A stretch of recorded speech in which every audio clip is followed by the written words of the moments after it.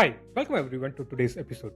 In today's episode, we are going to be looking at how location technology helps retail chains, think of large coffee shops, large pizza shops, become more profitable by driving more revenues and optimizing. The number one problem retailers are trying to solve today is the problem of getting discovered by their target customers. To give you a sense of how big this problem is, look at the revenues of Google in terms of advertising. The number one category in Google advertising is retail. That's how big this problem is. Retailers spend a lot of money just getting discovered. The big part of getting discovered is knowing your customers really well.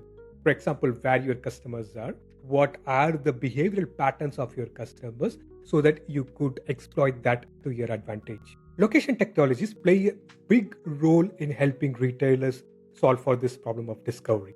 There are three major use cases where retailers make use of location data and location analytics to help them solve for this discovery problem. The first use case is retail site selection. This use case is about identifying the right location for you to get discovered by your ideal customer profile. Number two is segmenting your customers based on their behaviors so that you know customer profiles that you can effectively target in your marketing plan. Number three is creating a marketing plan, marketing touchpoints based on all the customer behavior information that you have so that you can maximize the ROI out of your marketing budget. In today's episode, we are going to look at each of these use cases and the necessary location data, necessary location analytics components that is needed to implement all of these three use cases. So when a retailer is trying to open a new store, they're probably looking at multiple locations and understanding the revenue potential of each of these locations, comparing them against each other to identifying the right location. There are few things that goes into this analysis of deciding the revenue potential of each of the stores. It starts with analyzing the potential catchment area of customers within a certain drive time or within a certain walk time. For example, you want to understand the potential number of customers that you can reach within a 15-minute car drive time or a 15-minute walk time from a potential store location. Next is about understanding the demographics of the customers who live in that catchment area, the spending power of the customers that you are trying to target in that particular radius, along with the competitors that you would consider who are located in the same radius. You also want to look at the amount of money that your potential customers spend in your competitor stores as well. Lastly, you need to evaluate the mobility patterns around the potential site. For example, the foot traffic that you can expect during different times of the day, the vehicle traffic that you can expect in that particular site location, again during different times of the day. Does the location have enough public transport options through which your customers could reach that particular location? Does it have enough parking spots around if at all there is a need for your customers to park their vehicles? All of this needs to be considered for you to look at the revenue potential of a particular location and be able to compare different sites in terms of the potential of money. Now let's talk about why all of this analytics matter with an example. Let's say you're opening a fast chain restaurant and you want to decide the optimal place to open, and you are considering two different locations and you are going down this route of doing sophisticated location analytics. Say the first site has 4x the foot traffic compared to the second site. It typically attracts higher spending demographics versus the second site. And it also has no competitors in walking distance. In this case, your analytics would reveal the fact that indeed location 1 is your best bet to open the next store if you want to maximize your revenue. Now let's talk about the second use case of customer profiling and segmentation. Why is this important? You have opened the store now and you want to drive the amount of revenue that you make from that store. So the key to do that is understanding your customers very, very well. It all starts with understanding who your customers are.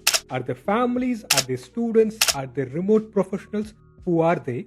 Where do they come from? How much time do they typically spend in your store? How often do they visit your store? Do they visit any of the competitor stores before or after visiting your store? All of these different attributes is really important for you to be able to profile your customers, segment your customers, so that you can increase the number of footfalls in your store, you can retain more of your customers, and also drive more wallet share for the customers who visit your store. Let me give you an example around this.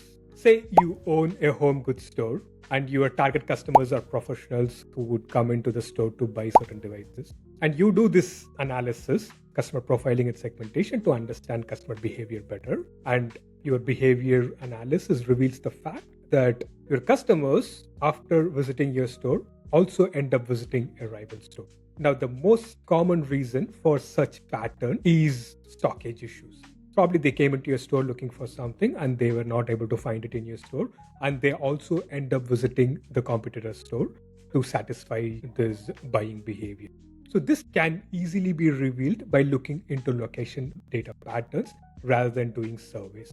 And most sophisticated retail companies are doing this at this point of time to solve for this use case. Now let's move on to the third use case. So once you know your customer profiles, your customer segments, you want to be able to design your marketing touch points and store operations to be able to take advantage of what you know about your customers. So one of the key ways you want to make use of the customer insight is designing the marketing touch point. When I say marketing touch points, it's primarily out of home advertising. You want to choose the right billboards, the right digital screens for you to reach your potential customer. Since you know the typical behavior of your customers, for example, the typical destinations that they visit, when do they visit typically, and the routes that they take, all of this information could be used in choosing the right billboards, the right digital screens for you to send your message to your core customer. The other way for you to exploit your customer behavior information is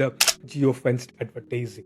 For example, you know your customers visit a certain location or event during certain times of the day or certain times of the year. You create geo-fenced digital advertising campaigns targeted at these specific locations where you are able to effectively reach your customers. It can also be offline advertising where you use flyers or similar methods to reach same potential target customers. Now let's talk with an example. Say you are launching a new footwear brand that is targeted at gym goers. So effectively what you could do is you could create geofences around all the gyms in a particular city and be able to target your customer profile in a more targeted manner with digital ads or through flyers or any other medium that you want to reach. You can also make use of billboards or digital screens in the direction of travel to those gyms so that you could effectively send the message to your target customers at the time of their actual journey towards the gym. So these are some of the examples which are very powerful in how you could use the customer insights or customer behavior patterns that you have in designing the marketing touchpoints. So to sum it up, in today's episode, we learned about 3 key location analytics use cases that are super important for retailers to be able to drive more revenues and be more profitable. So if you are a retail chain who is looking to implement these use cases, you would work with multiple different data vendors, data providers, and data analytics companies in order to be able to execute on all of these different use cases. While doing these use cases, it is very, very important for you to understand and respect customer privacy when it comes to data. Choose the vendors who would always work with the privacy compliance and be able to provide only data that is anonymized and aggregated. Because this is not about tracking individual customers, it's about understanding aggregated customer behavior so that you are more effective in achieving your business goal. So as practicing location data professionals, we all have the responsibility to be aware of all the privacy laws and be cognizant of respecting them. So if you are a retailer or a data scientist or location analytics professional working on such use cases and you need help in executing them, you can reach out to me. You will find my information as part of this video at the bottom. I'm looking forward to talking to you in my next episode very soon. Until then, stay curious.